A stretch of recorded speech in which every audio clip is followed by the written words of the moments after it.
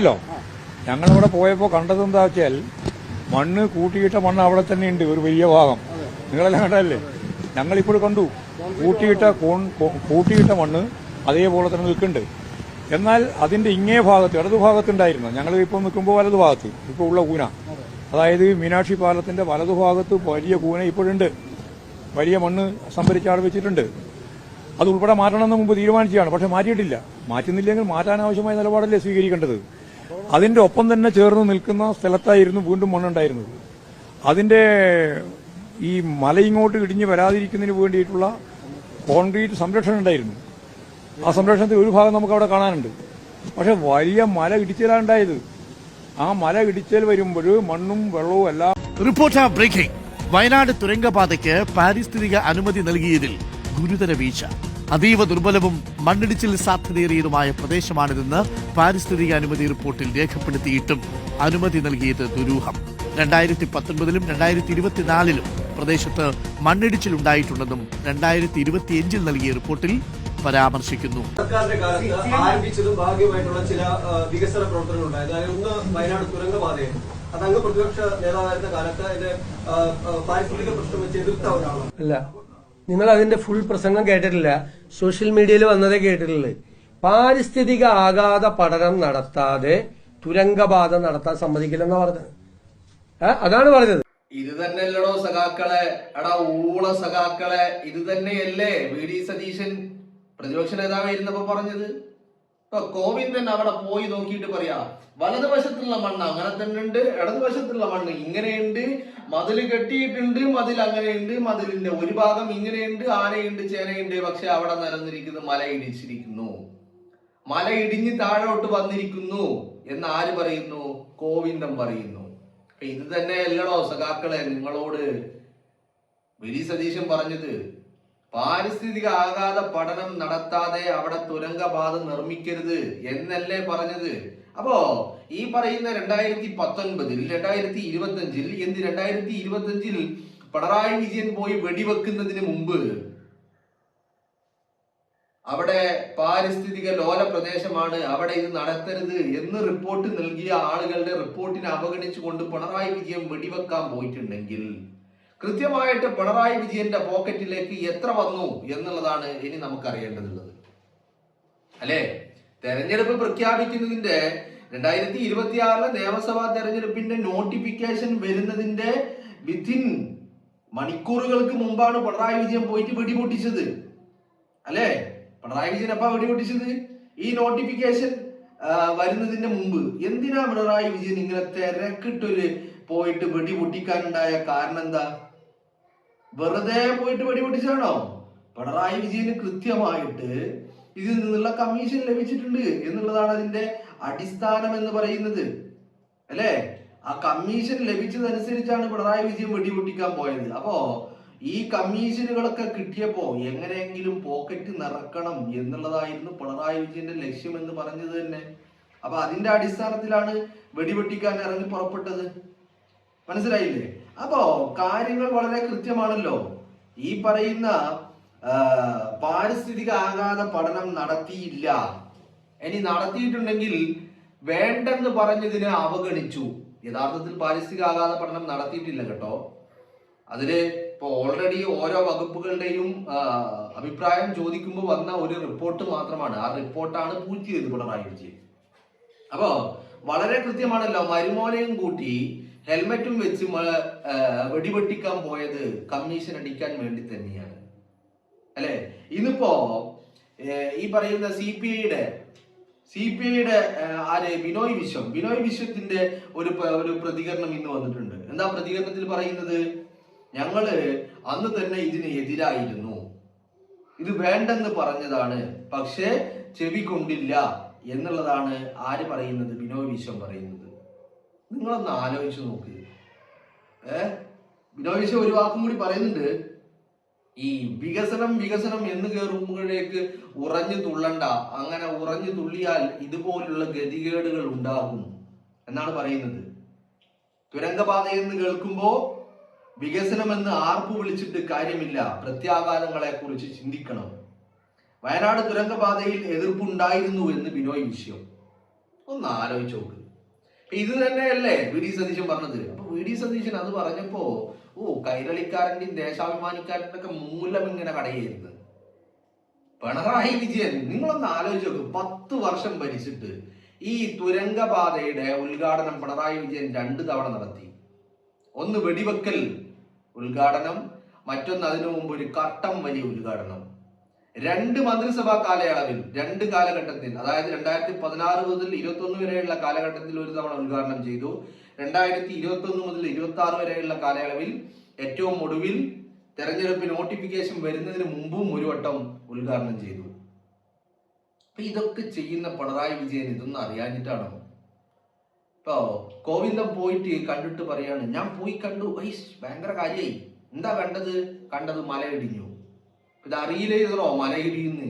അല്ലെങ്കിൽ നിങ്ങളൊന്ന് ആലോചിച്ച് നോക്കൂ, കോഴിക്കോട് ജില്ലയിലെ ആനക്കാമ്പോയിൽ നിന്ന് തുടങ്ങി വയനാട് ജില്ലയിലെ മേപ്പാടിയിൽ അവസാനിക്കുന്ന തുരങ്കപാത, ഈ മേപ്പാടിയുടെ ആ ഒരു പരിസരങ്ങള്, അല്ലെങ്കിൽ ഈ മേപ്പാടിയുമായി അതിന്റെ ആ ഒരു പ്രദേശം നിങ്ങളൊന്ന് എടുത്ത് പരിശോധിച്ച് നോക്ക്. കഴിഞ്ഞ കാലങ്ങളിൽ അത്രയും ഉരുൾപൊട്ടലും ദുരന്തവും ഉണ്ടായത് ഈ മേപ്പാടി മേഖലയാ. വയനാട് ജില്ലയിലെ മറ്റൊരു ഭാഗത്തും ഇത്ര വലിയ ദുരന്തങ്ങൾ ഉണ്ടായിട്ടില്ല.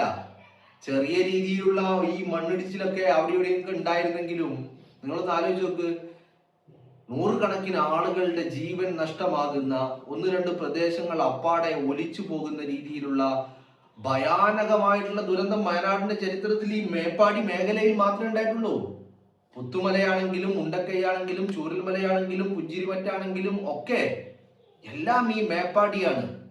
അപ്പോ അവിടെ ഈ ദുരന്തമുണ്ടായ അതേ ഇടത്തേക്ക് തന്നെയാണ് ഈ തുരങ്കപാത ചെന്ന് കയറുന്നത്. കേരളത്തിലെ പരിസ്ഥിതി ലോല പ്രദേശങ്ങളിൽ നമ്പർ 1 പൊസിഷനിലാണ് ഈ മേപ്പാടി മേഖല നിൽക്കുന്നത്. വയനാട്ടിൽ തന്നെ മറ്റുള്ള ഭാഗങ്ങളെ അപേക്ഷിച്ച് നോക്കുമ്പോൾ അവിടങ്ങളിൽ 1-ാം സ്ഥാനത്ത് ഈ മേപ്പാടിയാ, പരിസ്ഥിതി ലോല പ്രദേശം. ആ മേപ്പാടിയുടെ ഹൃദയം തുരന്നുകൊണ്ടാണ് ഈ തുരങ്കപാത ഉണ്ടാക്കുന്നത്.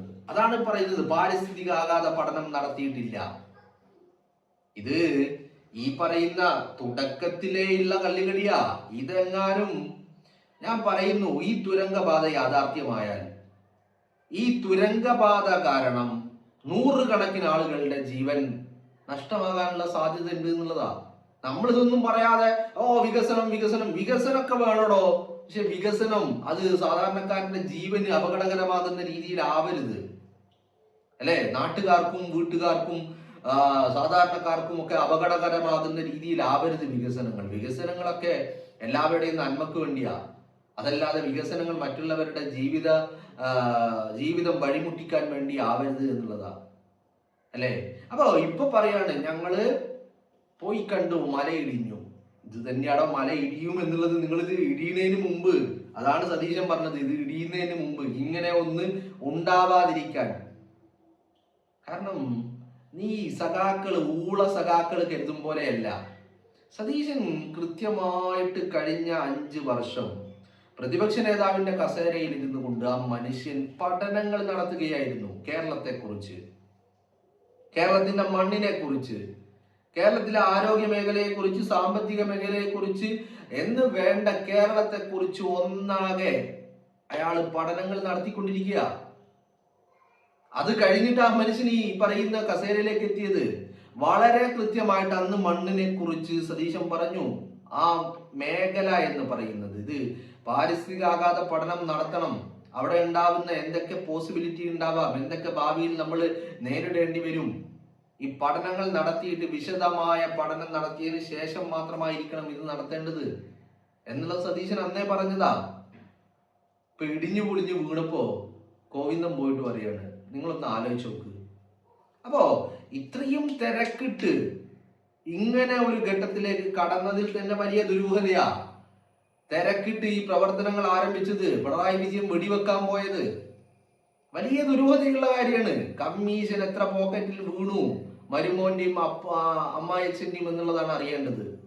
അപ്പൊ ആ കമ്മീഷന് വേണ്ടിയിട്ട്, കാരണം എന്താ, പാരിസ്ഥിതികാഘാത പഠനമൊക്കെ നടത്തി വിശദമായ റിപ്പോർട്ടുകളൊക്കെ നോക്കിയിട്ട് ഇതിന് പോയി കഴിഞ്ഞാൽ ഈ പരിപാടി നടക്കൂല.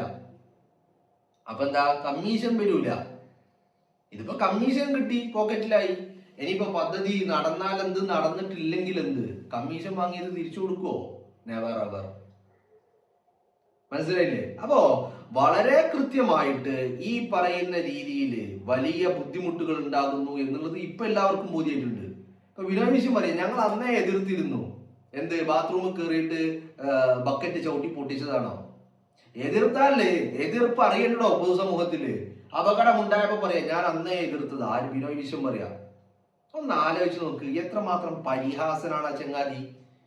അപ്പൊ ഇത്രയും കാലം ആ മുന്നണിയുടെ ഭാഗമായി നിന്നിട്ട് എന്താണ് കയറുന്ന ചങ്ങാതി? അധികാരത്തിന് വേണ്ടി അല്ല കസേരക്ക് വേണ്ടി അവിടെ തന്നെ നിന്നു എന്നുള്ളതല്ലാതെ വേറെ എന്താ ചെയ്തിട്ടുള്ളത്? ഒരു ചുക്കും ചെയ്തിട്ടില്ല എന്നല്ലേ? ഈ ബിനോയ് വിശ്വം ഞാൻ കരുതിയത് ഭയങ്കര ആദർശ വിശുദ്ധിയുള്ള ചങ്ങായി എന്നാ. ഒരു മണ്ണാങ്കട്ടിയല്ല, പിണറായി വിജയനെക്കാളും വലിയ വിഷാണ് ഈ ബിനോയ് വിശ്വം അല്ലേ? എന്തൊരു സംഭവം ഉണ്ടാകുമ്പോ, എന്തെങ്കിലും ദുരന്തം ഉണ്ടായി കഴിഞ്ഞാൽ അപ്പൊ വന്നിട്ട് പറയും ഞാൻ അന്നേ പറഞ്ഞിരുന്നു. എന്തെന്നേ പറഞ്ഞിരുന്നു? ഒരു മുന്നണിയുടെ ഭാഗമായി നിന്നിട്ട് കിട്ടാവുന്ന കസേരകളൊക്കെ കൈയടക്കി വെച്ചിട്ട് മിണ്ടാതിരുന്നു, അത്രേ ഉള്ളൂ. അല്ലെങ്കിൽ പറഞ്ഞപ്പോ സ്വകാര്യം പറഞ്ഞു. എന്തിന്? ഞാൻ പറഞ്ഞു എന്ന് വരുത്തി തീർക്കാൻ വേണ്ടി ഒരു സ്വകാര്യം പോയി പറഞ്ഞു. ഇങ്ങനെയാണ് പറയുന്നത്. മനസ്സിലായില്ലേ? ഇപ്പൊ സതീശനെ ട്രോളിയവർക്കും സതീശൻ തകിടം മറിഞ്ഞു, മലക്കം മറിഞ്ഞു, കടകം തിരിഞ്ഞു എന്നൊക്കെ പറഞ്ഞവർക്ക് ഇപ്പൊ ബോധ്യായിട്ടുണ്ട് എന്താ സതീശൻ പറഞ്ഞത്. കാരണം എന്താ? കണ്ടറിയാത്തവൻ കൊണ്ടറിയും എന്ന് പറയാറില്ലേ? അതന്നെ സതീശൻ പറഞ്ഞപ്പോ മനസ്സിലായില്ല, ഇപ്പൊ കിട്ടിയപ്പോ മനസ്സിലായി. അതാണ് അവസ്ഥ. ഇപ്പൊ എല്ലാവർക്കും ബോധ്യായി. ഈ തിരക്കിട്ട് പോയിട്ട് അമ്മായച്ചനും മരുമോനും കൂടി എന്തിനാ വെടിപൊട്ടിച്ചത് എന്നുള്ളത് എല്ലാവർക്കും മനസ്സിലായിട്ടുണ്ട്. അപ്പോ ഇത്തരത്തിലുള്ള പരിപാടികളായി എല്ലാത്തിലും ഈ പിണറായി വിജയന്റെ ഭരണത്തിന്റെ അവസാന കാലഘട്ടം എന്ന് പറയുന്നത് മാക്സിമം പോക്കറ്റിലാക്കുക എന്നുള്ളതായിരുന്നു പിണറായി വിജയന്റെ ലക്ഷ്യം. അതിനുവേണ്ടി ഒരുപാട് പണിയെടുത്തിട്ടുണ്ട്, ഒരുപാട് ചെയ്തു കൊടുത്തിട്ടുമുണ്ട് വിജയൻ എന്നുള്ളത് തന്നെയാണ് നമുക്ക് മനസ്സിലാക്കാൻ സാധിക്കുന്നത്.